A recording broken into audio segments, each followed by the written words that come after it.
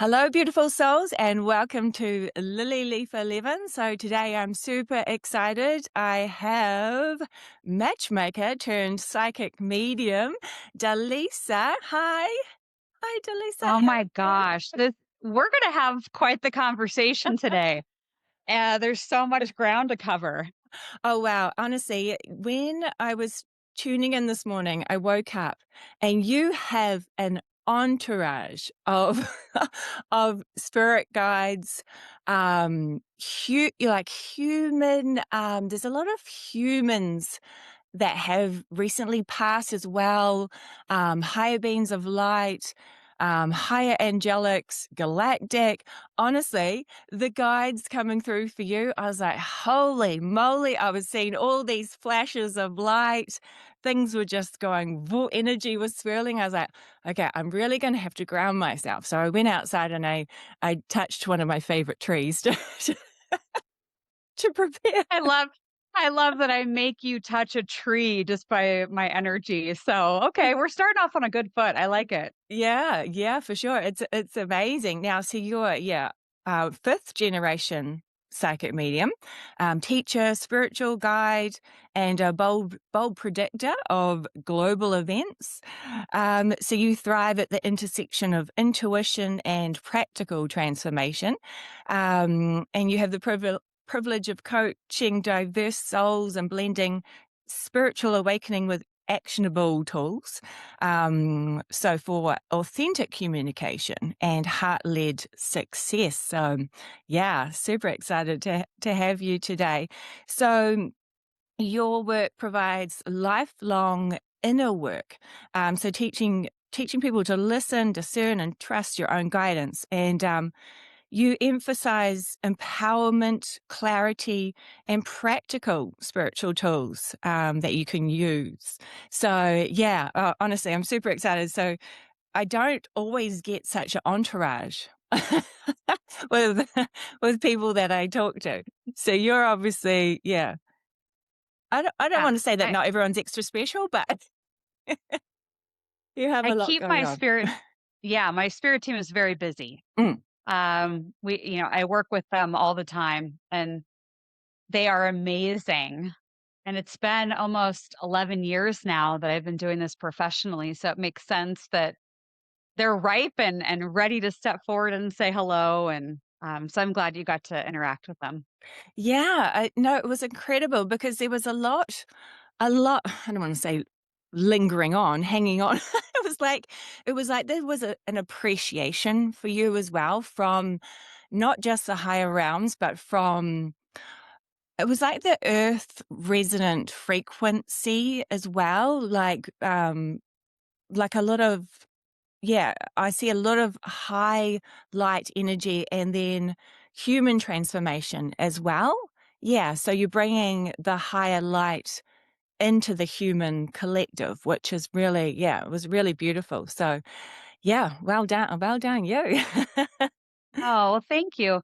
Yeah, I really spent most of the first several years of doing this professionally, making the predictions, but what you were just speaking about reminds me of the recent kind of switch I've been doing, which is into really teaching people how to fish rather than handing them the fish.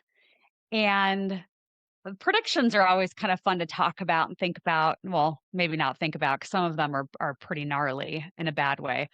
Um, but I'm in this place in my journey now where I'm not necessarily just going to say, this specific prediction about this war or whatever the prediction is, without also talking about, well, how do we ground and how do we breathe and how do we get through this? Because I was noticing that a lot of what I was talking about was fear based. And it was just because here I am being honest about what I was seeing and channeling. And spirit's like, oh my gosh, you need to start blending more of like what they can do about it and not just like hammering them with all of these dense predictions. So the blend is where I'm at these days. That's really good to hear, actually, for me, because I have been in a bit of a quandary with this of I feel like a lot of people need to know what is going on so that they can be the observer of it, but not get caught up in it. Because sometimes, we've been sweeping everything under the rug and the rug is piled very high. And we've had a lot of incredible light coming into to this reality, but it's, been shining a lot on the dirt. And it's almost like you need to see the dirt, but then you want to know how to deal with the feelings that are coming up, with the emotions that are coming up, with everything going on. So it's like you said, a blending of knowing what is going on, not ignoring it all, but okay, how are we going to create what we do want? How are we going to create, what some are calling new earth, 5D, higher, bringing in the higher or bringing back the higher frequencies, or not even bringing them back. They're already here. Like, as you know, it's just like a radio station. You're just tuning into a frequency of what you want. And we have been really focused on what we don't want. Um, so yeah, it's definitely having that balance, isn't it? Of of just observing while staying in alignment. So it's like, how do we stay in alignment while we're kind of resetting? We're in this huge purging phase, which I'm super excited about, because as a child I saw all of this, all the suffering and the horrible things going on. I was like, that can't be real. Why are we doing this? This is ridiculous. This can't be normal. And so I'm excited that it's not normal, that we're clearing it now. It's like we ripped that Band-Aid off and we're like, here we go, we've come in, we're doing it. Yeah, it's what a time to be alive. And what I've seen, with all my work over the last decade or so and connecting with the other side is that we very much selected to be alive right now. And it was because of everything that we're going to be going through. We're already in the midst of the dismantling energy. We're already there. And so we're walking through it. We're trying to balance. We're trying to find that alignment, that groundedness. And when we ultimately, I think, come out the other side of the dismantling, there's going to be a lot that we're going to be involved in and what we're rebuilding and what the new place that we live in is. But between now and then, there's a lot that happens that for the people who aren't tuning in, people that aren't aware of the astrology or aware of the energy or what's happening, it could literally feel like their life is completely falling apart and everything they've ever known is ending. And it could be filled with fear and panic. But those of us that are aware and we welcome the information and we're doing the best we can and we're doing that self-healing journey. This is an incredible time to be here. And so it goes back to, what so many people talk about, that we get to shift our reality. We get to choose what our perspective is. And so if we wake up in the morning and we think the world's falling apart, everything is ruined, there's nothing I can do about it, versus wow, the world is dismantling. I get to be here to infuse my energy and vision into this and what comes next. They're the same thing of based on what's happening in the world, but you're controlling your reality based on the thoughts that you're thinking and what you believe to be true about being alive right now. And so we have to choose. And I think that's part of the duality of being on earth is we can choose that lower frequency, or just like you said, that higher frequency is already here.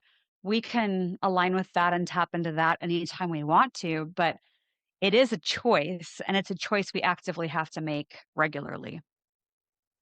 Yeah, definitely alignment daily for sure. There's so much duality going on at the moment, but I think people don't realize still their power, how much power they have, and they've been taught that power is a bit more of, the control systems or negative, but it's not. True power is unconditional love. It's that inspired action, divine wisdom. It's all within us. We are like superheroes, and like we actually literally are. We can do anything. We've just thought we were in a box, but we're not in a box. So it's really such an exciting time where everybody's gifts are coming online. And, like so many people, everyone's psychic, everyone can tap into the quantum realms. It's quantum entanglement. People can remote view, people can bend spoons. We can even fly, but we just have forgotten. So we really need to start to realize how incredible we are and, not being afraid of these gifts anymore.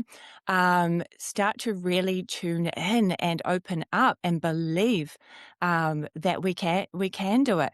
And a lot of it is, it's our belief systems, our old patterns. It's, what we've been taught that this stuff is, we can't do that, or but when you look at quantum physics and you're tapping into quantum entanglement, you can see how everything is, everything's connected. So of course you can tune into Wi-Fi, you can tune into Google. Why can't you tune in to your gifts, to the universe, to anything you want?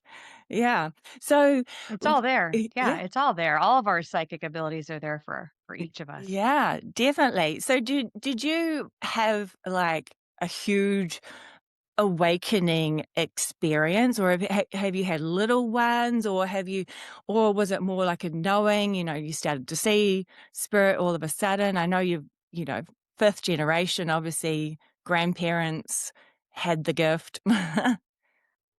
Yeah, my dad's side of the family, my grandmother, her grandmother. So yeah, it goes back to at least my great great grandmother Belle.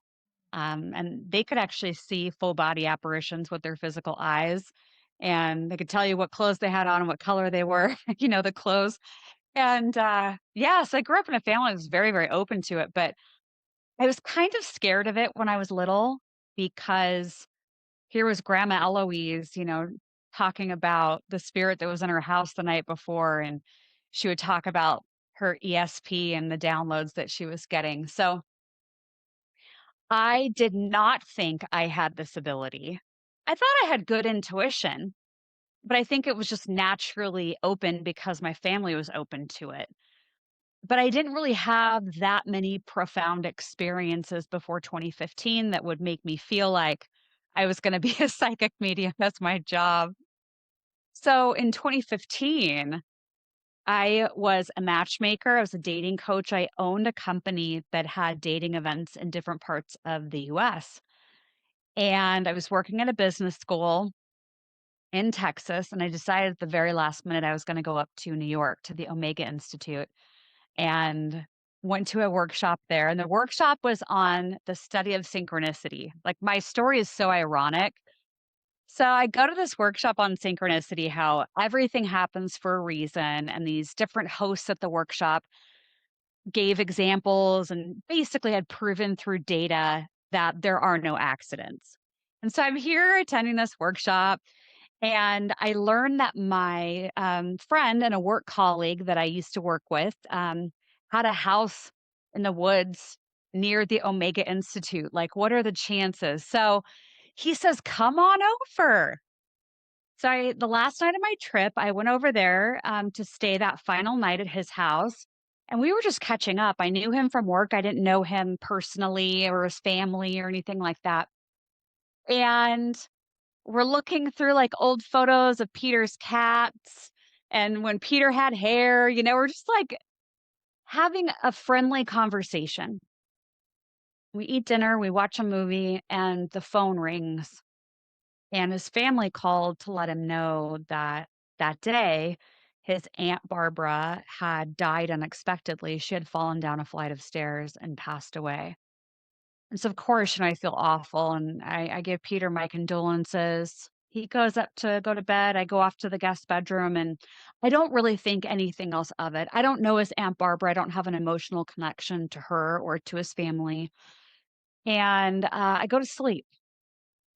And that night while I was sleeping, in my dream state, the astral state, Aunt Barbara shows up, a woman I had never seen before, but I knew it was her through telepathy. I knew it was her. It was the connection of the energy coming together. So I see her hair, I see what she looks like, and her mouth doesn't move, but she says to me, "I need you to tell my nephew I'm okay. I made it to the other side." And that was the extent of her message. But I woke up the next morning, flying out of bed, buzzing, knowing that everything had changed because that had never happened before. So I went in the kitchen, I delivered the message. He asked what she looked like. I described her. And that's how it all started. And so I went back home to Texas where I was living at the time. And I thought, well, shoot, if Aunt Barbara, who I've never met, could make it through, come to me while I'm sleeping, what else is trying to make it through? And so I started getting flashbacks of sitting with my grandmother and the stories that she would tell me. And I decided to try to replicate what happened at the Omega Institute. So I went into channeling and using binaural beats. It was a company called Sacred Acoustics, which I'm not affiliated with, but I love their binaural beat meditations. And I decided from my living room in my apartment, I'm going to listen to these binaural beat meditations that we just listened to at the retreat. I'm going to get out pen and paper, and I want to see if I can be awake and see if I can get the information to come through. And so that's how it started. I had a beta test. I asked people that I knew that would be probably open to it if I could channel on their behalf and then get on the phone with them and let them know what was coming through. But I intentionally selected people that I hadn't talked to in a while. I didn't know what was going on in their life at that moment. And so I would just keep them in mind, their photo in mind, their name in mind, and I would start writing down everything I was feeling, hearing, sensing, all of it, and then dumping it on a piece of paper, getting on the phone to then have several people go, "How'd you know that? Nobody knows that." I'm like, "All right, we're off to the races." So that's how it all started in 2015. And then I just kept pulling the thread and showing up and listening to spirit. And now, as you know, I have a very robust spirit team. It's very active and want to tell me all the things. I love your team, honestly. But they're telling me, though, that you've been doing this for a very long time. You did it through your matchmaking. So, when you talked about connection of energy, when you saw that the grandmas, the connection of energy, that's what you were seeing through your matchmaking. So, we've all been doing this stuff, and it's not, you know you could call it training, but it's not really, because it's natural. It's something that you do, but it's just fun to be in this earth experience where you forget that you can do all of this stuff. So yeah, no, I love that. Yeah, they're just showing me how the energy fields in the quantum realms were connecting when you were matchmaking, yeah, and you would just feel that energy and shift, yeah, and see people connect. I love it. It's beautiful. Yeah, so Yeah, there's something. Oh, I was just going no. to add to that matchmaking piece because the audience may wonder, like, oh, well, was I really a successful matchmaker since I since I have these abilities? And I just need to add this because I think in hindsight, it's so important to note. I really ended up not liking being a matchmaker and a dating coach because I could feel into that energy and see who would be a good match. But what I realized is there are a lot of people that go to a matchmaker that stand in their own way. And so I think successful matchmaking, if I ever in the wildest dream decided to do it again, I would be approaching it very differently because I would probably want to sit with the client over and over again in the beginning to really drill down to what it is they're looking for. Because if you don't do the inner work, probably doesn't matter if a matchmaker is setting you up, even if it's the best person you've ever met in your whole life. Because if you're still carrying around the stuff that's been blocking you all along, you're probably going to sabotage that relationship too. So I just felt like I needed to say that out loud. Yeah, definitely. Blocks and limiting beliefs are coming up a lot at the at the moment. No, I love it. That's awesome. But your grandma could see physical kind of physical. do you call it physical apparition when it's physical? It's like, Y I yeah. Yeah, I y just call it a full body Oh, apparition. right, full body. Yeah, because sometimes what I see, I'll see movie reels, film strips, like a scene in a movie that will show me what's going on. But there have been times like I was at the gym at yoga, and this first one years ago, there was like three 7 to 9 foot beings just observing my yoga teacher, and that was physical. And I looked at them, and like everyone else is doing the yoga, and I'm like, um, is nobody seeing these beings, like, observing her? And they were showing me that they work with Dr. Joe Dispenza as well. He has these tall beings that are, all about healing,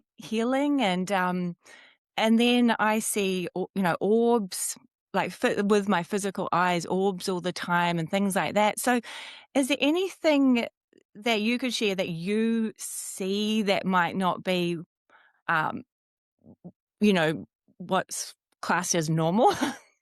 Because everybody's gonna be seeing stuff like we are. They're gonna be seeing it, and I don't want everyone to freak out, like, it's okay. Yeah, and I think that goes back to the little me that was scared when I was a kid and not wanting to see it like my grandmother saw it. And so I think it's why I get the messages the way that I get them because they're not scary at all. They're actually a superpower and they're so helpful. And so when people listening think about their intuition or psychic abilities, like I want them to get so jazzed and so excited about what they're able to do. And just like you said earlier, how powerful they really are. I'm lucky enough to have all of the main psychic gifts, which makes work a little bit easier because it comes in a variety of directions. But being clairvoyant, it looks like a daydream that plays out in front of me. So I can either do it with my eyes closed or with them open. If they're open, it just kind of looks like photos, movies, images, memories that kind of just float out in front of me. If I have them closed, I'm just seeing it in my mind's eye. I will hear words and phrases that pass by my right ear. I'll get messages in my physical body through feeling. And for example, over the years, that's shown up in a way that's been super fascinating, which is when I'm doing mediumship and connecting with somebody that's passed away. They have often had me feel in my own body something that they went through when they were alive. So that's a fascinating way to receive information. Claircognizance, like the information just dropping in, that happens to, I think, most of us. We just don't realize it's happening. We just know what we know. It's like we get this nudge or we get this thought that pops in to take a different road to work or make a different decision than the one we were thinking about. And I'm going to add this in because Spirit's nudging me to say this. I get this question a lot that people often wonder what's the difference between intuition and anxiousness because there's so much anxiety in the world today. Like, how do I know which one is which? If it's something that's more ego or more anxiety based, probably going to feel almost urgent or frantic. The energy itself maybe feel like agitating, where you might feel like you want to crawl out of your own skin. If it's something that's truly intuitive or a nudge from the universe, usually it's a lot softer. Usually, like, it's like a friend. It's like your own voice coming in. It's just very subtle, but you also feel it to be true. And so just notice if it feels subtle versus frantic. And usually that's one of the signature signs of what energy you're feeling at that moment. Yeah, thanks for that, because that's a question I always ask. Is it excitement or anxiety? Because excitement is usually you get that divine inspiration, that inspired action, but the anxiety is just, the overwhelmment, feeling like I have to do it, not that not I want to do it, I have to. Yeah, there's such a it's I wouldn't say subtle difference, but um, some when you start to really tune in, it starts to get really obvious. But I would advise everyone to start to tune in and ask, is this, you know, excitement or anxiety? Or what was the word you used? Intuition. You said intuition or anxiety. Yeah, that's a good one. I find as well, there's with the purging of, the shadow side, the old darker energy, there is a lot of energies coming up that we might not have noticed before, but now we are becoming more sensitive. We're tuning in more, and it's almost like, that rug has been pulled, and now the lights turned on, and we're seeing all the creepy crawlies, the dust. So I'm seeing all these entities, and like a lot of my people with mental health, and even certain criminals, things like that, are coming in with these entity attachments. And I get like a big Las Vegas type sign saying, like, telling me if it's kind of discernment or negative, but it doesn't scare me. I find it quite fun. Like, I kind of like seeing what's going on, but obviously a lot of people don't. But is there anything that you do when you notice negative energies around? Like, obviously you want to keep your vibration high, your frequency high, but sometimes we get overwhelmed with stress and we dip down. And then we could, run into somebody that has got this energy that's surrounding them, the kind of more darker energy. Is there anything you do to cleanse, clear, or just, do you just walk on by? I will say my spirit team's really good at protecting my energy, and I have that relationship with them where they know that only the highest frequency can come through, but I can observe it, and I have observed it in session work specifically. I'm sure I've come across it in my personal life too, but I've noticed it when I'm doing client work when they have an addiction. So if they have an addiction to drugs or alcohol or gambling, you name it, shopping, sex, that energy of addiction usually shows up as an entity that is hosting in their body. When I've looked at clients that have addiction and they've come in, to talk to me over, over Zoom or in person, I can actually see like this entity like peeking out from behind their neck, behind their back. It's like this ooey gooey energy form. And, it's an interesting conversation to have with a client that has an entity because most of the time they don't want the addiction. They don't want to have the issue that they're having, but the entity is inside of them, hosting inside of their body.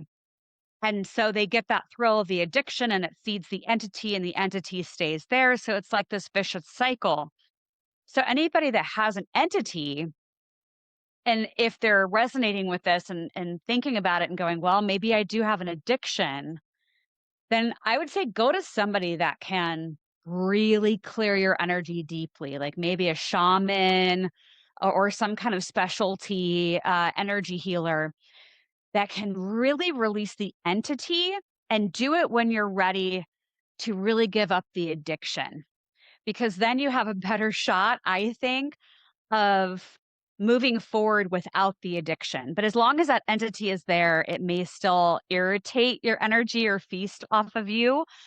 But I do something pretty simple. Well, one thing I do is I love taking salt baths. So I'm sure a lot of people take salt baths. I will also throw pieces of selenite crystal in the bath water. There's this misconception that it's going to dissolve really quick. It doesn't dissolve that fast. So you can throw it in there. You might get little shards that come off of it, but I haven't seen it be too much of an issue. But I'll bathe with selenite and Epsom salt, and that really helps to clear my energy. Or if I'm in the shower and I feel like, okay, I've got something on me, I will use that water and ask the water to clean and cleanse my energy, and I'll do it on the front side, I'll do it on the back side. I have used this one technique for years and years, and it seems to be the fastest and the most effective, which is I'll take one hand and I will treat it like the brush, and I will wipe my body.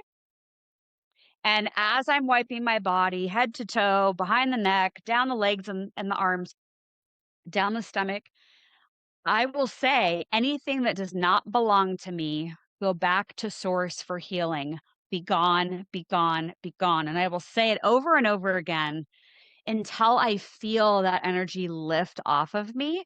And if you're practicing it and you're doing it, you're going to notice, just like you said a minute ago, that there's this energy shift that happens. So you'll know when you did get it cleared off of you. But the hand brush I would do every day, and I would suggest for everyone doing it these days, especially because of how much volatility is in the world and people that are really in those lower frequencies.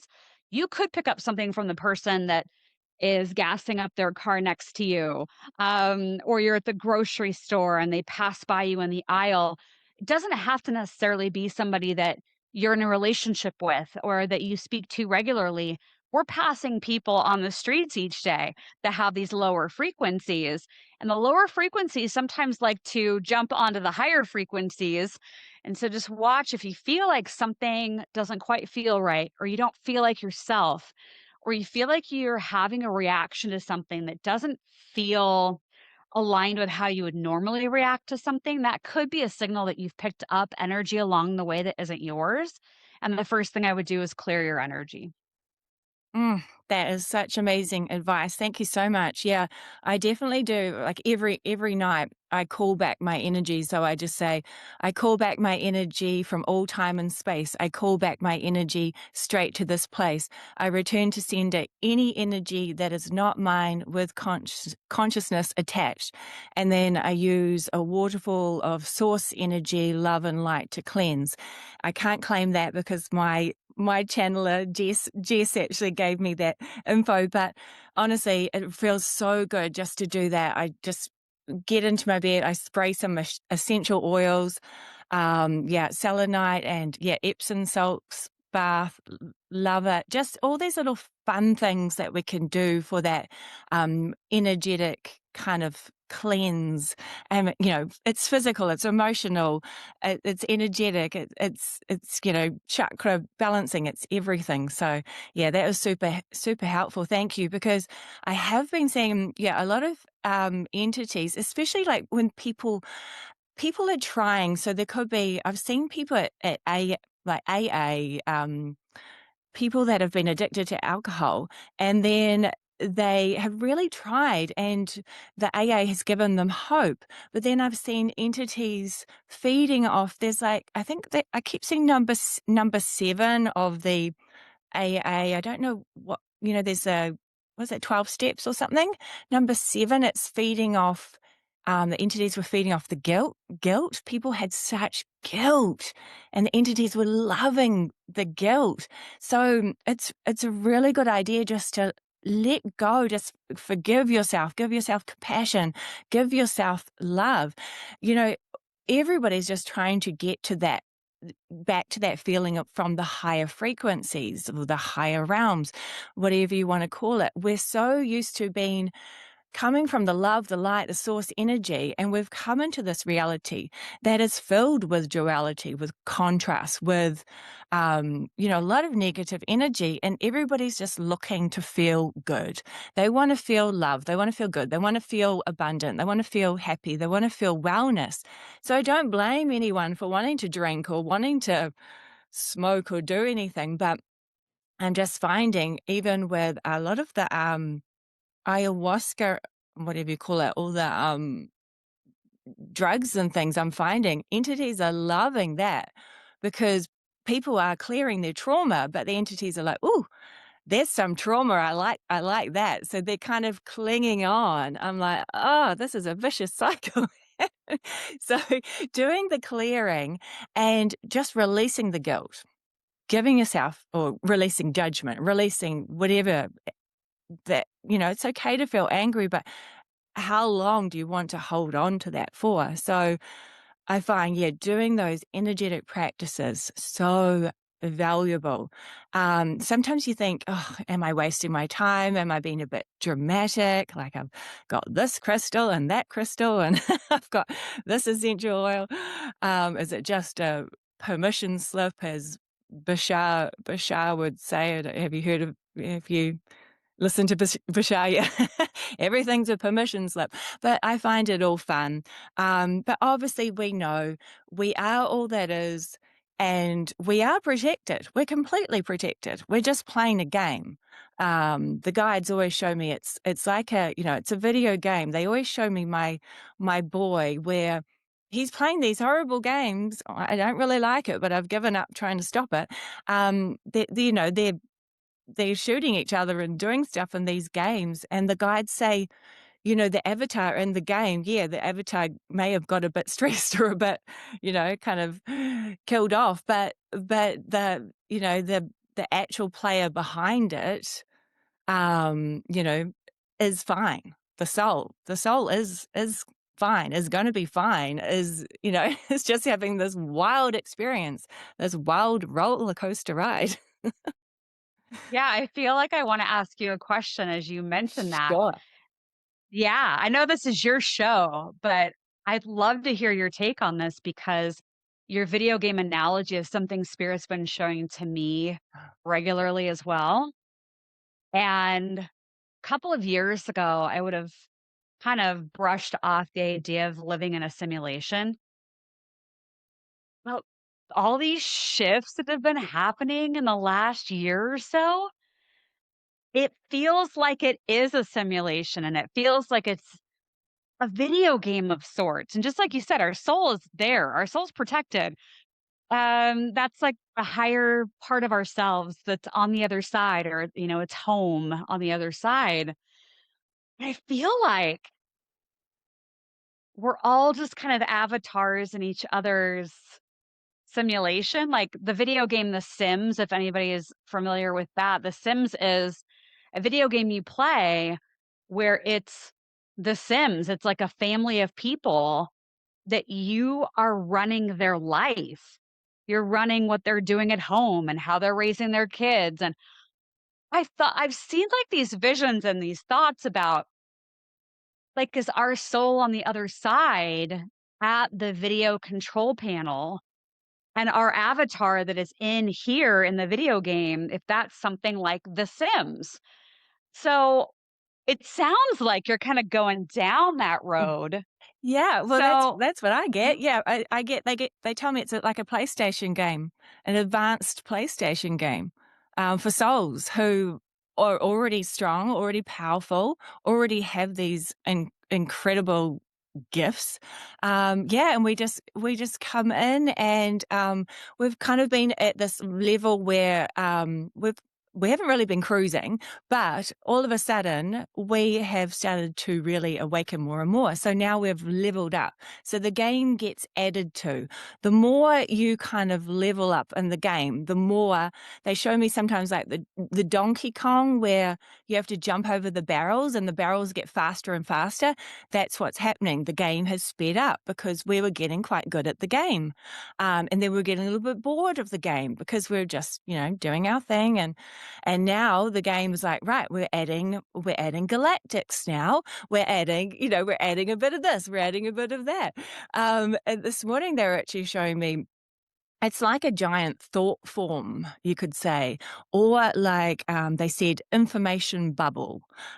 Sorry, imagination bubble. Well, an information bubble. And it's like, yeah, it's a reality construct with all the frames from every kind of movie you can imagine. Every movie scene is available to you. So you're just choosing, you're picking and choosing, like a choose your own adventure, picking and choosing every frame, like billions of frames per second, which is sliding into all of these frames and these codes. Yeah, it's like a game. You're just, yeah, yeah, getting more and more advanced, but you're playing it from the background. Your higher self is playing the game, and we're the little characters going, oh, what do we ah, ah. But we have to remember we're not. We're the ones with the controller. We've got the remote control. We've got the computer buttons. We can ship control alt delete. We can do whatever we want, but we've just forgotten. We think just this actor. We're not, we're the script writer as well. I think that's really important to know. The screenwriter, it's like what happens next?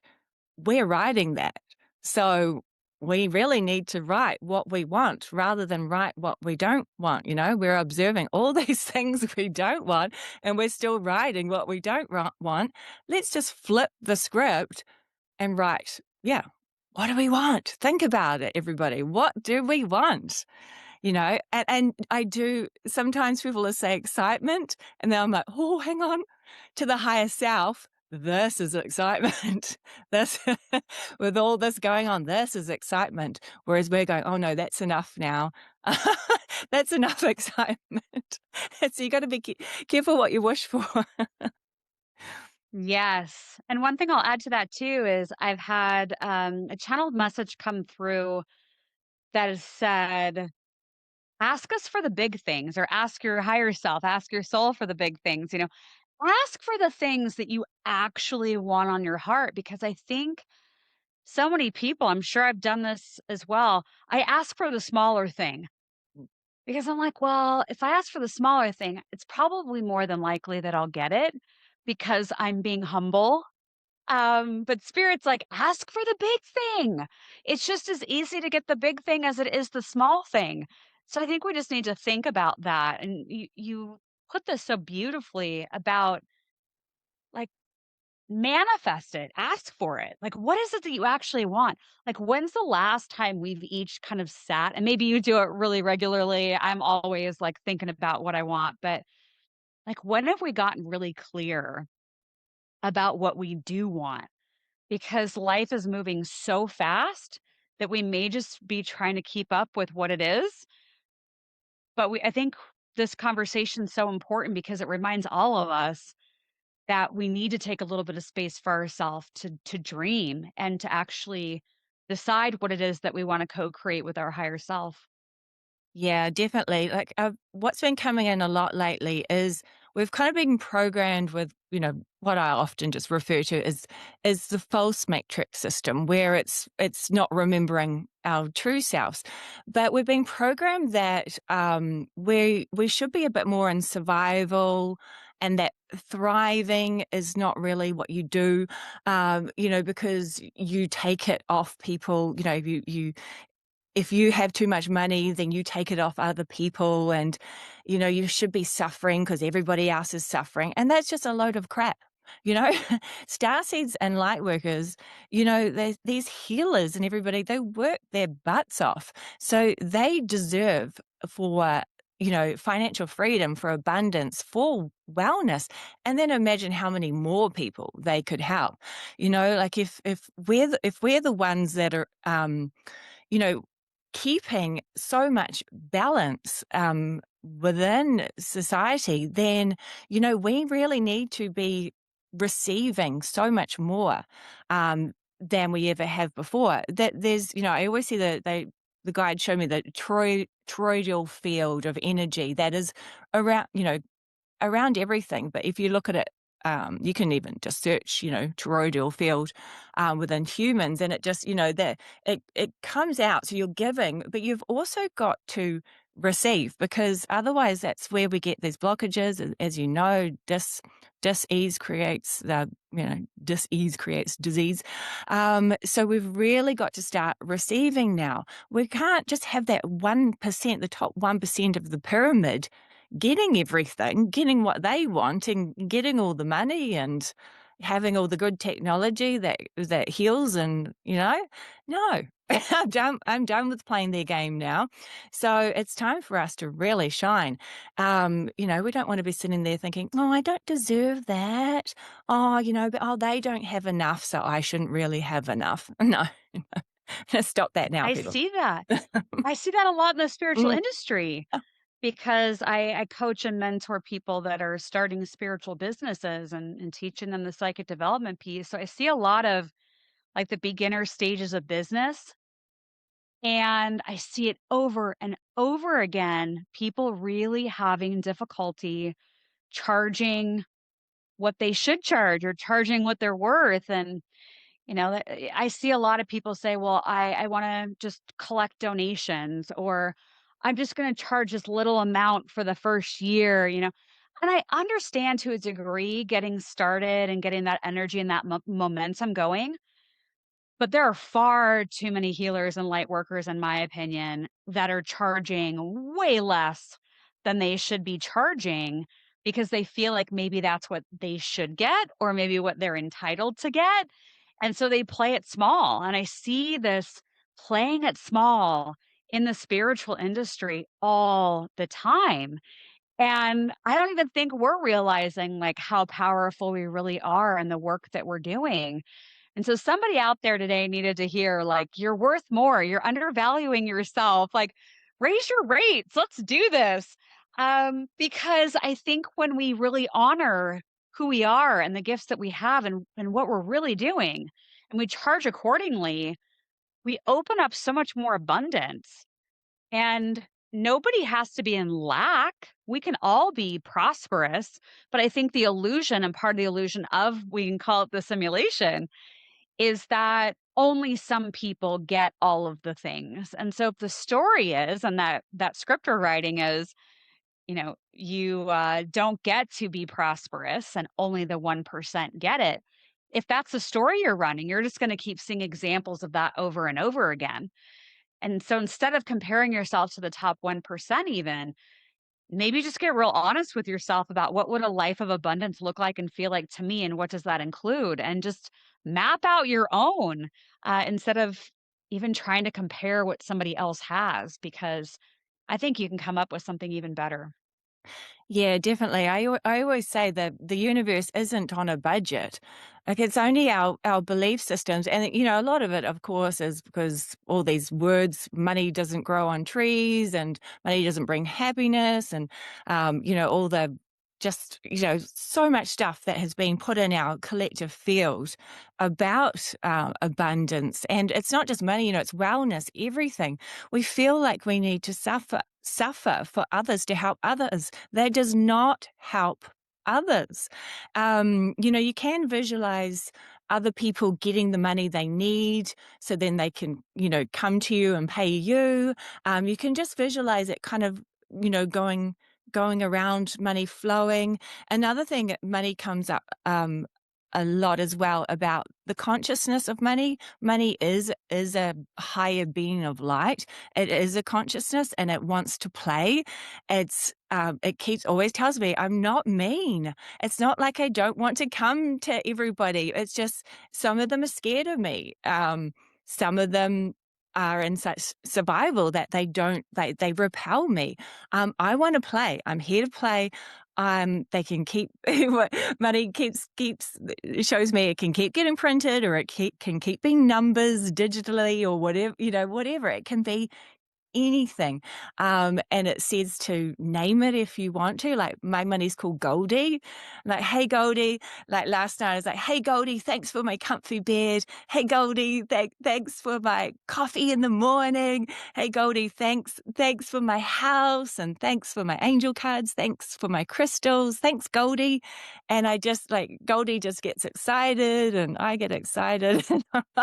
It's just total appreciation. So you can do that with anything, with your physical body, with your emotions, with absolutely anything that you've got going on. Just, it's that back to the grateful appreciation thing again. It's so valuable. It's so basic. It's so easy. So yeah, shift perspective, perception, and then see what happens. Your whole world will shift. Yeah, I feel like I want to go name my money consciousness now. I love that name, Goldie. You Yeah, can that's a have it good one. too. Anyone's welcome to Goldie. We share because Yeah. if I put it out there, hey, you guys, here, have some money consciousness energy. I'm sharing my Goldie, and then Goldie comes back twofold, like more and more. And then I look at my bills. I'm like, thanks Goldie for paying my bills and bringing me extra money so that I've got triple or quadruple what that bill was worth. And I that bill was $100, and now I have $3,000. Thank you. Like, how fun. You just play with it. Yeah, for sure. Yeah, there was an affirmation I used to play with, I should bring it back. But I used to say, "The universe loves giving me free things." Just because I liked seeing what gifts, like, were sprinkled around my path. Yes. And I remember there was one time I was getting a massage, at a massage place, and I'm laying there getting massaged, and I'm saying my affirmation. I get out of the massage room, and I go to the front desk, getting ready to pay and check out, and the lady goes, "Our system broke while you were in having your massage, and we can't charge you for your massage today, so it's on us, thank you." It's like, Oh my God. I love that. Yeah, honestly, the universe loves to play. The more you play, the more fun it becomes. So, but I know there is a lot of crap going on too. So, but the thing is, the guides always show me, yes, we may feel like we've got a lot going on and there's a lot of suffering, but they always show me, the soul on the other side, the higher self, the soul exiting, and how blissful they feel, how incredible they feel, how, like, when you've got to the end of a roller coaster ride, and the whole roller coaster ride you've been clinging on tight and you want to throw up, and you're like, oh God, why did I choose this? Why have I done this? I want to get off now. Stop the ride. And then you get off the ride and you're like, that was awesome. Let's do it again. Like, that's what the guides always show me. There's these powerful souls that, like, including everybody here is a powerful soul, a higher, high frequency being, because you don't choose this earth experience, this crazy earth game, earth school, whatever you want to call it. You don't choose this if you're not powerful and strong enough. Yeah, but the guides just show me, as soon as, you get back to the other side, you're so happy you did it. You're just, oh, wow, I learned totally what unconditional love is. Or I just learned, oh, what was it like to be angry? Or what was it like to be in a war? Whoa, like, what? Whoa, I got killed snowboarding. Wow, how awesome. Like they're showing me all this crazy stuff. And obviously, I have complete empathy because I can feel people's pain. I can feel suffering, what people are going through. But then I love how source, universe, higher realms, higher angelics, even galactics will show me it's okay. Everybody is going to be okay in the end. It's okay. Everybody will survive. Every soul will survive this. So don't worry. yeah. Yeah, I've seen that same thing too, where we're not connected to our death in the way that some people may think we are. Because when with that mediumship work, the spirit's never like, I'm over here suffering, because of the death I had in my human avatar costume. It's very matter of fact how they come through and they describe it. It's just like they're describing a distant memory. And I think that can give us all comfort that no matter how we as individuals pass away from this incarnation, or how we've had other people that we love that have passed away, that when they get to the other side, they're not really hanging on to how they died, and they've found peace with it once they've crossed over. The exception to that I've come across over the years is sometimes if somebody died, but they didn't understand what happened, then they sometimes will tap me on the shoulder and say, like, "Hey, what happened to me? Why am I still stuck here?" I'll give you an example. So there was a gentleman that was murdered in a casino, And I was inside the casino a couple days after he had been killed. And it was done by a stranger. He didn't know this person. And he was in the casino, like, after he died as a spirit, wandering around wondering what happened. And I could feel him. I connected with him and I said, "Here's what happened." I explained to him just kind of pretty black and white terms. And he was like, "Oh," like accepting of it and understanding of it. And then I opened up the portal between here and the other side, and his loved ones that had passed away started to come down. And as soon as he saw them, he was gone and he moved to the other side. But that's happened more than a few times over the years. It's not an everyday occurrence, but I've noticed it's attached to some kind of misunderstanding or not seeing what happened. And we would think like spirit is so intelligent and knows everything. Like, how does that happen? And I haven't come up with a good answer as to why that's happened. But there's some kind of glitch maybe in the video game where we didn't see that our avatar died. But before we start the new game, then we're kind of in this in between. But if somebody out there is thinking like, I wonder if my loved one, if that's happening to them because they had, a certain kind of passing, I would trust your intuition on it because I think it's very rare that it actually happens that way. But if you feel like you might have a loved one that hasn't come fully to peace and understanding with their passing, the easiest thing that I've been able to do that anybody can replicate is call in Archangel Michael, open up the portal of light between us and the other side, and ask Archangel Michael to help move that person's energy, soul, fully over to the other side so they can that find that real peace and deeper healing on the other side. So yeah, the death experience can be a fascinating one.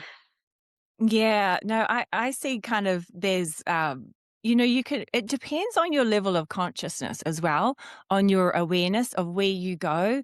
I wouldn't say that there's like a holding room, but it's kind of like wherever what frequency you arrive in is your level of consciousness as well.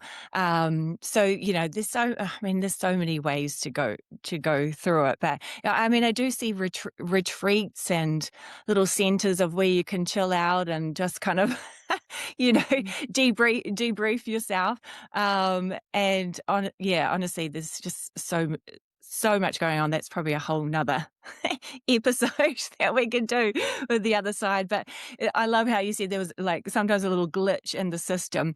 A lot of it is just the human mind is still wants to be in this human collective consciousness for a bit longer, so they linger. It's almost like they want to stay in the frequency, but the higher self is still aware that that human part of them is there. It's not like they're ever lost, but just sometimes they stay for a bit longer, and there's that energetic residual kind of energy that would last longer than others. And I don't know. I mean, sometimes you think, oh, why would people choose to do that? And then sometimes it's just a part of the soul that wants to kind of play out that story for a bit longer. It's like, yeah, it's kind of I'm seeing like they get a little bit stuck on the repeat, like kind of going round in circles a little bit. But Source always shows me there is a reset. There's always a reset where all souls kind of do come back to their true selves, to their higher selves, or they can fully emerge back into source oneness as well. But all of those kind of, like you said, kind of like a glitch in the system, that all gets completely reset to start over again. So nobody ever gets completely lost. All souls, they always show me like there's this big celebration that's going to happen where all souls come back to the true self again. all souls. And it's not that far away either. So yeah, super exciting. But what they show me is, sometimes we'll talk about the kind of two Earth split, where there's not just two Earths, there's like billions of Earths. But they'll show me, some souls, like what we're talking about, ascension. Some souls will be all together, and we've ascended and everyone's clapping, celebrating, and we've done this, we've completed this game. Well, the other souls in the third dimension are still playing the game, but due to linear time not being real, like time's not real, but clocks are. So due to when you drop linear time, everyone arrives home to their true selves at the same time. It's really weird how they explain it, but everybody comes together for a big celebration of, woo, we completed this game. Finally, we completed it. We've played it so many different ways. We've played it like a lot of different ways. So, yeah. So, Yeah. And I think even babies, I don't have any children, but I feel like even the kids that are being born and coming in now are very, very different than, you know, other kids that maybe were even born 10, 15, 20 years ago. So the new children feel like they bring like a special ingredient to this game. And I love that we all get to reunite and clap for each other as we get back home and really give each other some high fives for everything that we've been through.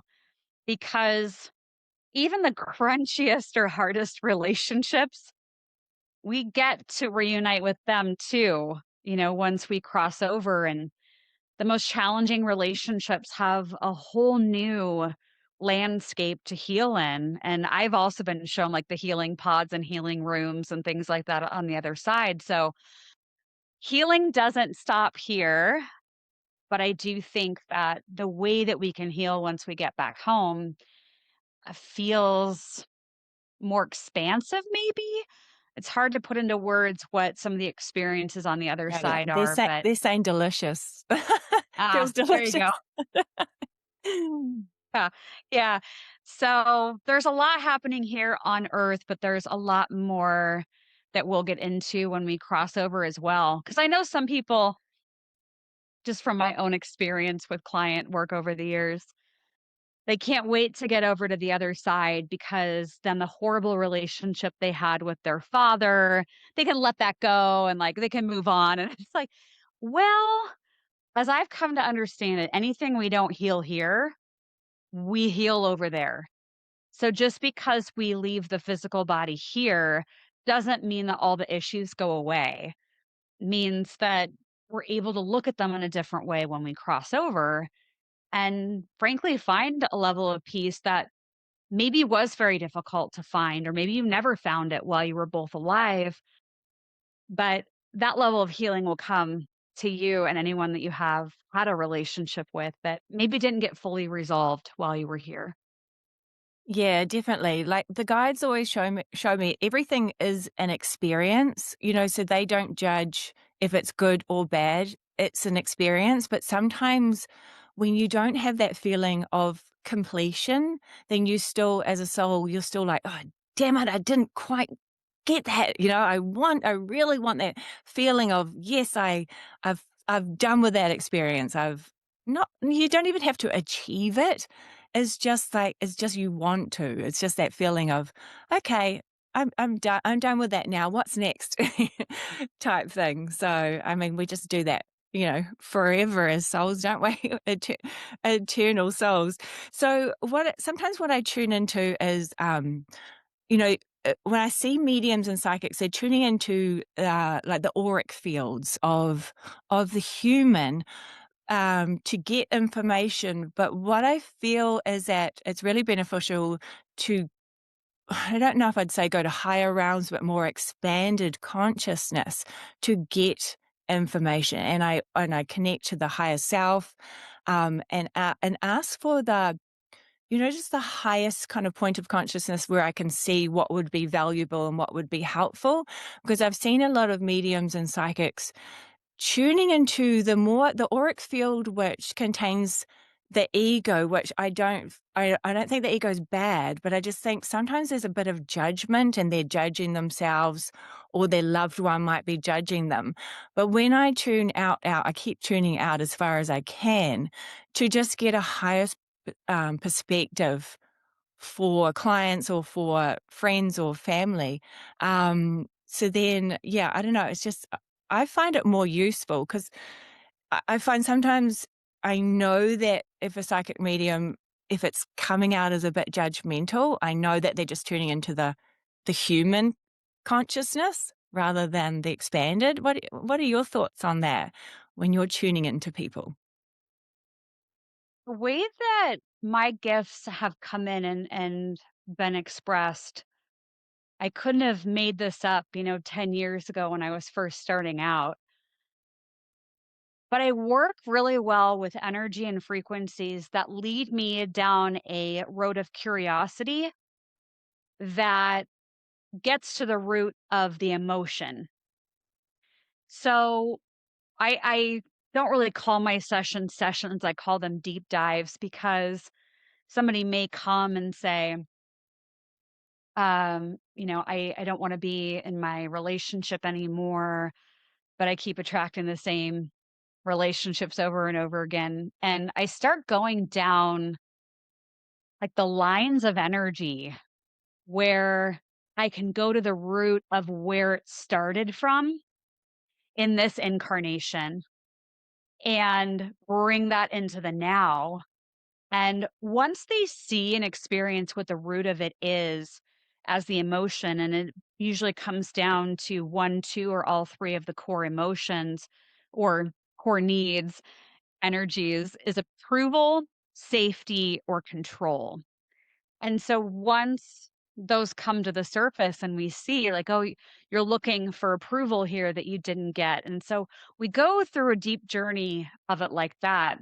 Where I find the other side comes into play with that work is past lives, because something that they're experiencing now that could be a core issue, and we get to the root of that and great, and they see it and they can choose differently. But past lives will often jump in and say, oh, well, this person was going through this in another lifetime, and there's still some energy that's being sorted through on there. And so, doing clearings that incorporate deep understanding of past lives can also be really incredible. And going into the Akashic records and sitting with your records and that wisdom, I go into the records and I bring and have Archangel Michael and Archangel Metatron with me when I do it.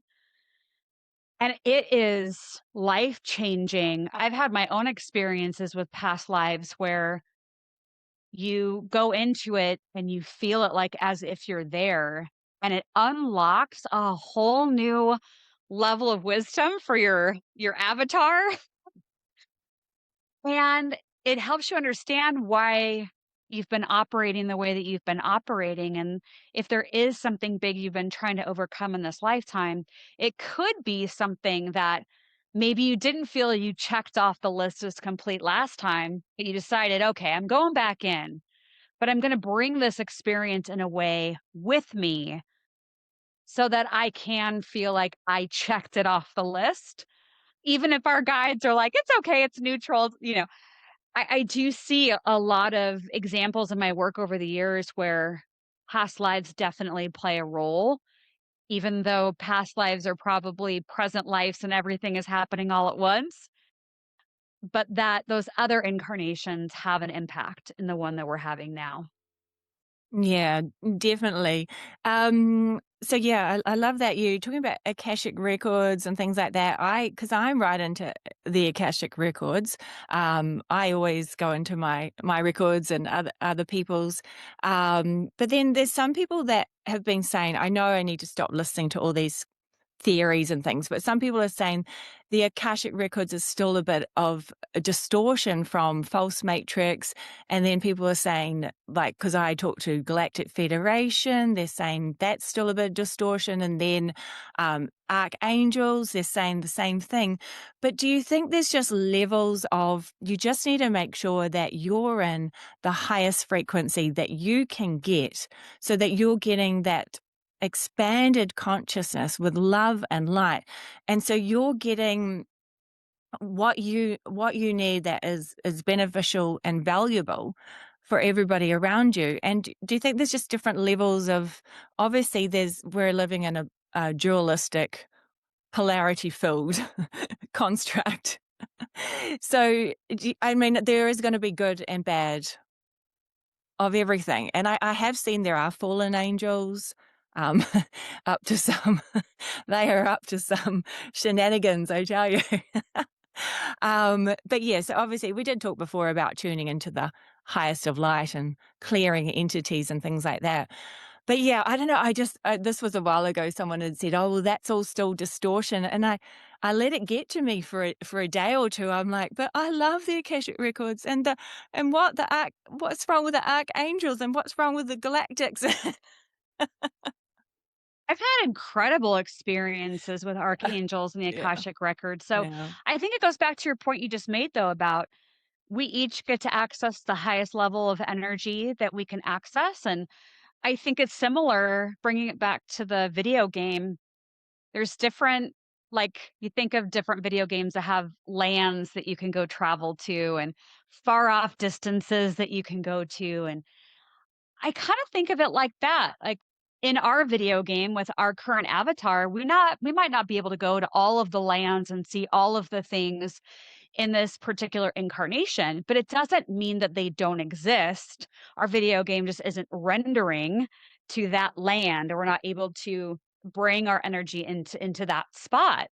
But I think as consciousness gets higher and higher and more of the collective energy increases, those that are open to it and they want to be on that journey, I think that we will unlock all kinds of new things that even we don't have access to today, even people that are doing it, regularly. So I think there's just so much we can't see and experience with our normal senses that I think in our lifetime we are going to see more and more of. But I often encourage my students, don't try to be everything. Don't try to learn everything. Don't try to get all of your psychic abilities to be top notch. Just go with what you have and develop that and get curious and play and have fun with the different places or astral travel or the archangels, whatever you feel you resonate with, lean into that. Let your curiosity lead the way. But I don't think we're meant to experience everything all at once in one incarnation. yeah. No, I would recommend for everybody to play around with remote viewing. Remote viewing is a good way to kind of start off, I find. Yeah. Do you, because you are obviously a remote viewer as well. Have you got any tips for tuning into the quantum realms? Remote viewing sometimes gets on my nerves. If you're Ah! if you're doing it in a classical like laboratory sense, you're really supposed to, because I have a remote viewing class that I teach that's on my site, and I've taken a That's on your class through the nerves. remote. I know, I'm like, I've taken a class through the Monroe Institute, which is phenomenal and known for its remote viewing classes. When I learned how to remote view, I'm so psychic because I've developed that muscle that when I go into remote view, like I'm seeing a whole level of depth that somebody that maybe wouldn't classify themselves as a psychic isn't getting. So it's like the wires get crossed for me. Whereas a classical remote viewer, they should be able to take their consciousness to that random set of numbers and letters, the target, and be able to sketch out what it looks like and, write down some words and stuff like that. But my psychic sense just wants to go in so much more to it. So I don't think I'm a great classical remote viewer, but what I like to do is pick a question and let that question be the target, and then take my consciousness into the question and see everything that I can get there. So that way of doing it feels much more suited to how I work and how my personality is. But I have a deep appreciation for remote viewing. I think it's awesome what people are seeing and getting, and it just gives us another layer of information.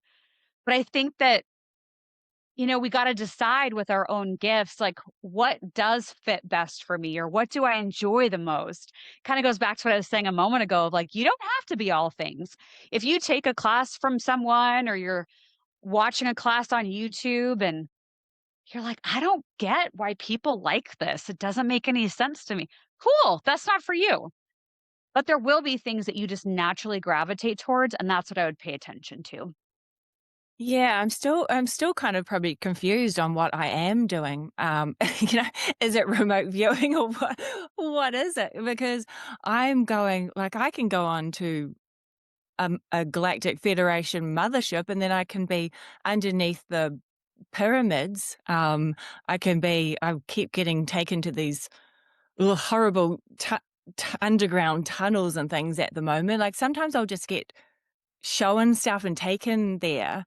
Um, and I haven't really asked for it, but I think it's all about everything coming out at the moment to be observed, and then to still stay in alignment. Like we're all becoming such master souls from staying in alignment, getting ourselves, you know, back in every. It's like every second we're trying to get back into alignment. But yeah, I've been off into some random spaces lately. I really have been. but, but that's okay. It's part of the fun. I obviously asked for it. Yeah, and it's important, just like you mentioned, that there's so much purging going on right now. And so by you bringing a voice to it, by you not being afraid and allowing yourself to see it either through vision or through astral travel or however you're embarking on that, but you're calling it out into the light. And I think that's a big part of this dismantling chapter that we're in. Yeah, definitely. The things that we haven't seen, we kind of, yeah, we like we've said it so many times, we need to see it, but be that observer of it.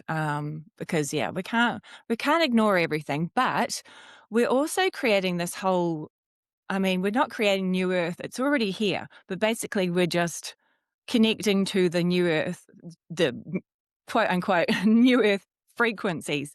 So what are you kind of seeing for this year and the future? I mean, I'm seeing some interesting stuff this year. Uh, Next year, definitely big galactic stuff. Next year, yes, I'm seeing September 2027. My galactic guides have said, okay, what are you ready to meet us, like physically? I'm like, oh,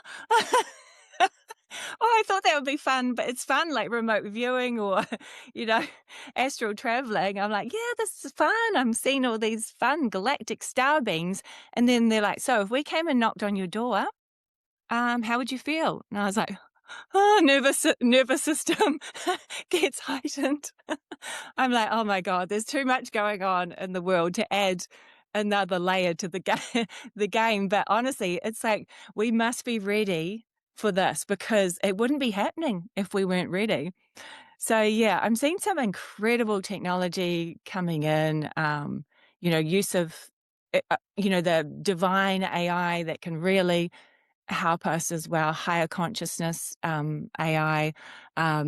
Yeah, just more pure water, more ways of wellness, inner healing, as well as the technology. I was saying technology, yeah, technological healing. Yeah, oh God, I'm just saying it's all coming in now. All these thought forms are coming in. So what have you what are you saying? Yeah, no, along the same lines, I think that disclosure is going to be a big part of the storyline. I think we're going to get more disclosure this year, but I feel like as we go along, we get more and more. I've been shown that between now and the early 2030s, it's going to be massive, massive. Like we're going to feel like we're traveling at the speed of light through all of the changes that are happening.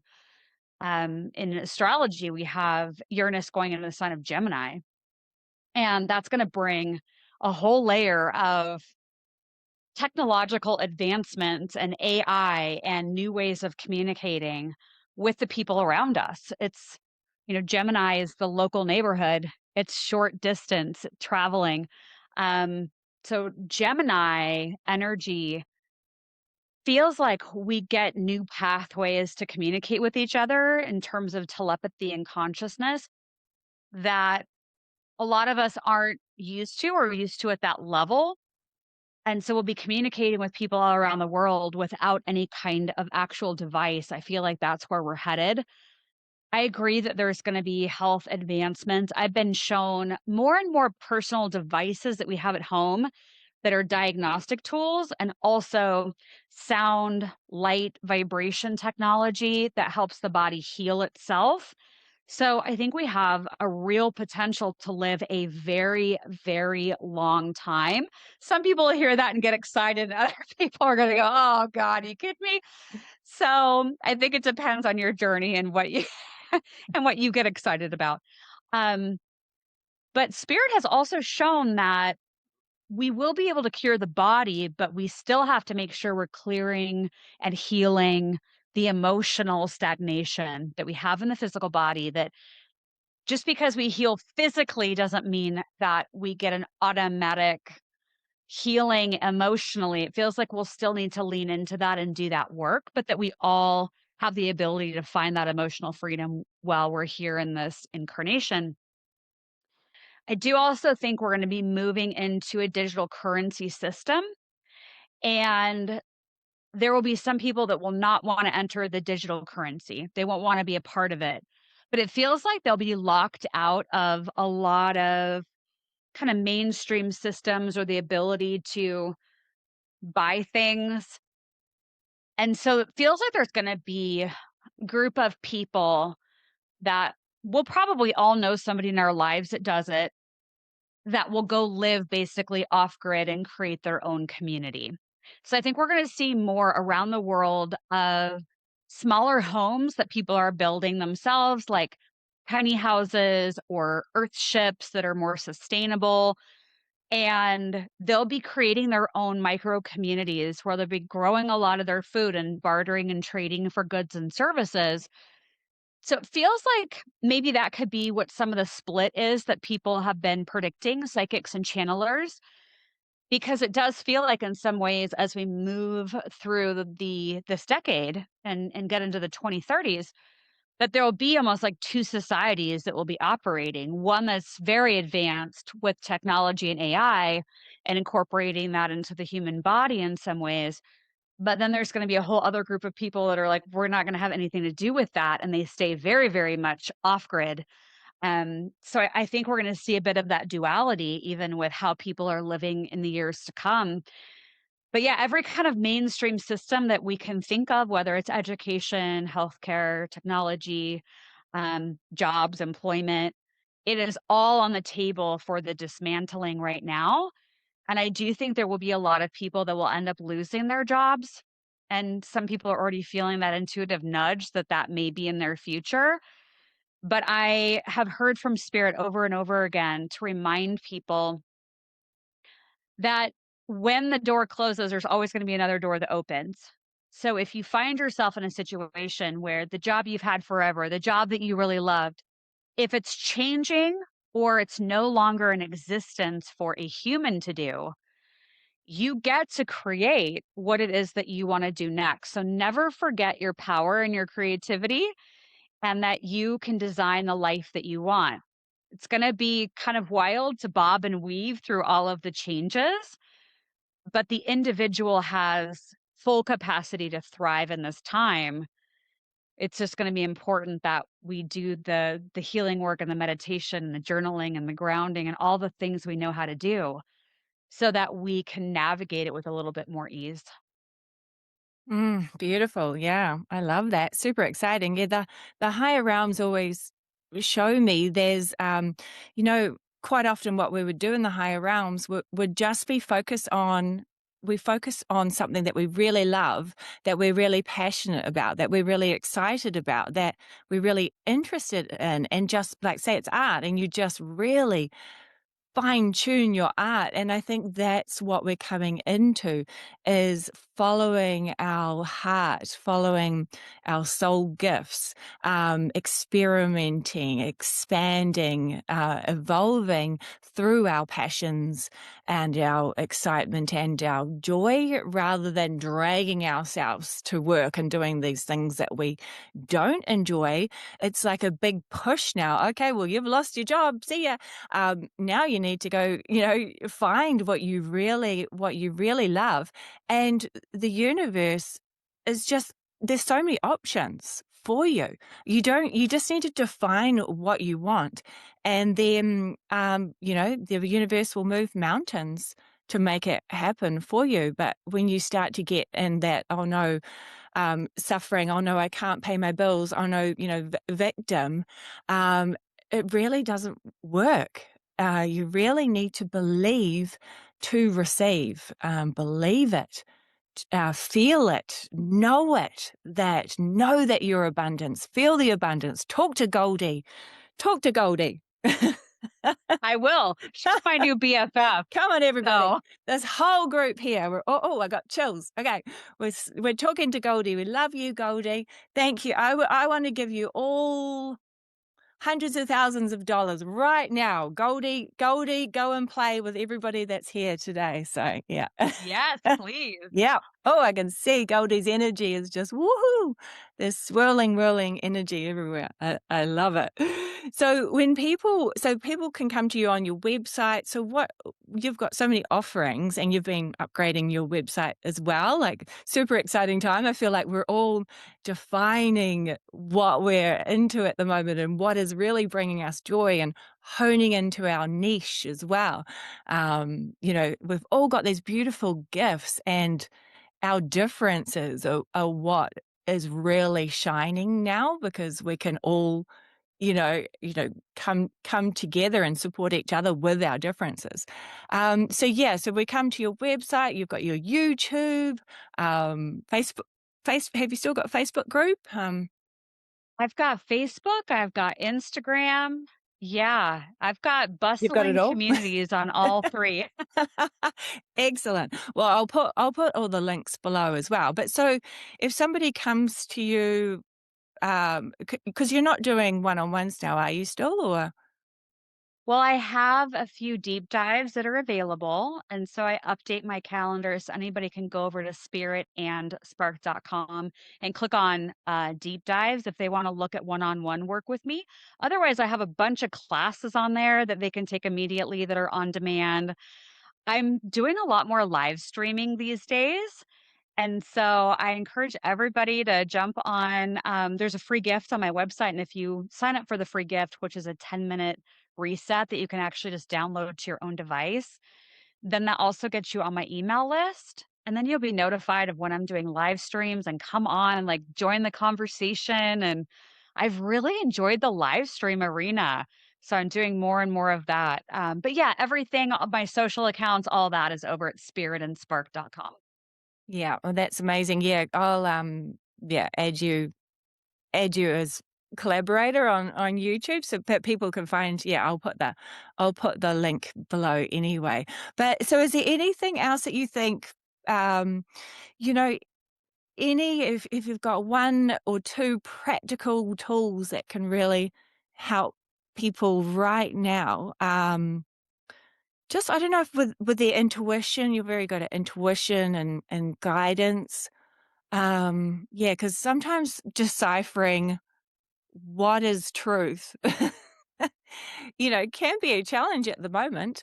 But just yeah, what would be one or two that you really are your go-tos? Yeah, I'll speak to journaling and how I Mm. do it because I think that that may be really helpful as a practical way.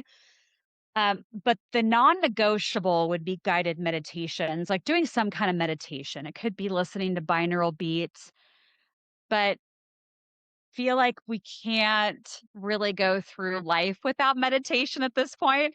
And some people hear that and go, "Oh God, I can't sit still and listen to somebody's voice on a guided meditation." Well, then could you find some meditation in motion? Meaning like, could you go for a walk without, having earbuds in, or can you just go on a silent walk? Could you go ride your bicycle somewhere? Because those are meditations in motion, or just like you brought up with yoga, like, can you go practice yoga where you're just with yourself and your breath? That counts in my book as meditation. So I think we all need to find a way to do that during this time and in the years to come as it's all unfolding. But journaling, there's a couple of different ways that I've really found helpful, and these two things can help you strengthen your intuitive muscle. So the first one is in the morning, getting out a piece of paper and a pen, and at the top of the piece of paper, writing, "Spirit team, what do I need to know today?" And it usually is helpful if you go into some kind of meditation at that point, just so you can clear the dust out. But what I would want you to do is answer that question based on your senses. So, what are you seeing in your mind's eye? Did a word or a phrase come to mind as you wrote out that question? What are you feeling in your body? And write it all down. The first several days, it may just feel like you're just kind of journaling on a piece of paper. But what ends up happening is if you're practicing that every day, your spirit team, the universe, is like, wow, they're listening, they're here, they're asking. And they start actually bringing those sensations and those feelings and those visions through. So you kind of got to stick with it. But usually you can do it in about 15 minutes. So it's something that's pretty quick. The other thing is actually from a book called The Artist's Way, which is a very popular book that is written for people that want to be more creative. So it's called The Artist's Way. There's something in the book called morning pages. What this is kind of the opposite of what I just told you to do, which is you get 3 blank pages of paper. You get a pen with no journaling prompt and you write until those 3 pages are full. Usually it takes about 45 minutes, but that practice, I have chills from head to toe as I even talk about it. If the person out there listening right now is like, "Yeah, I want to boost my intuition. I'm just going through a lot right now." I'd say do the morning pages, but it's every morning, 3 pages until they're full. And you will be shocked at what comes out of you. But I think you'll also be equally surprised at how much your intuition and your spaciousness grows in your own life. So you get to pick option A or option B, what feels right for you. But both of those ultimately will get you to build your intuitive muscle even more. Yeah, that's super helpful. I don't know if it's similar to automatic writing. That's how I started channeling, was just doing automatic writing. So just sitting, well, I actually was using the computer because it was coming so fast. I was just getting these downloads of information I was typing, but I know it is quite nice as well just to use a physical pen or pencil.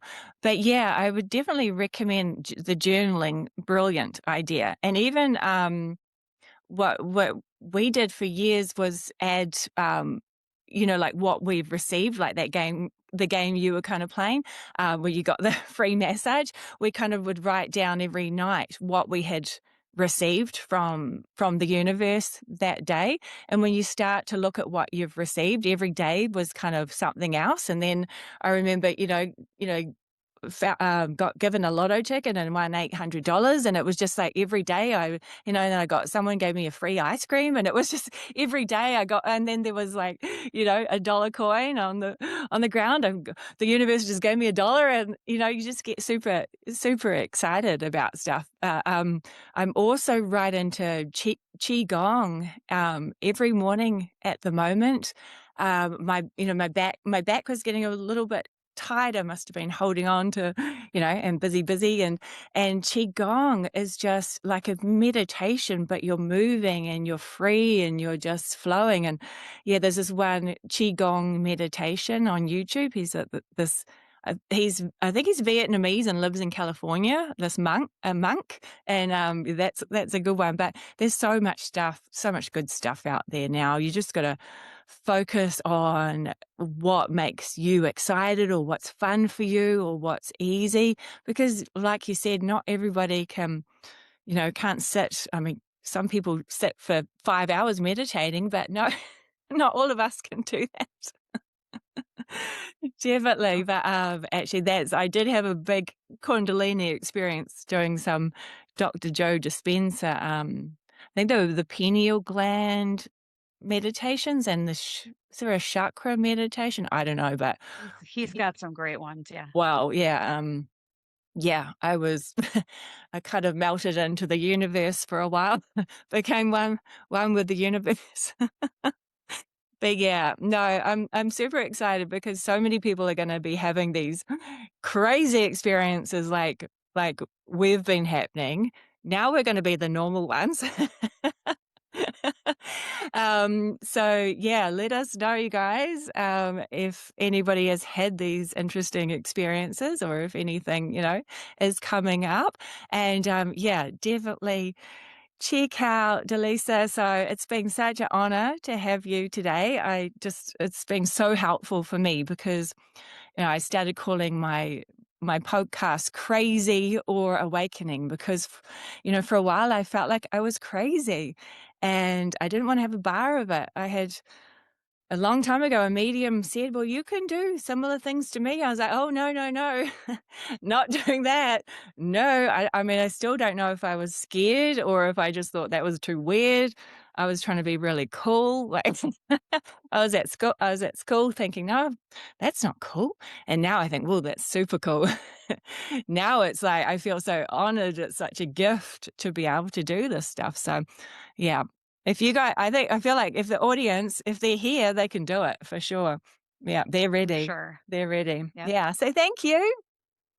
Thank you. I enjoyed our conversation today, and I hope that we get to have another one in the future. Definitely. Yeah, I would love that. Thank you. All right. I'll see you soon. Bye for now.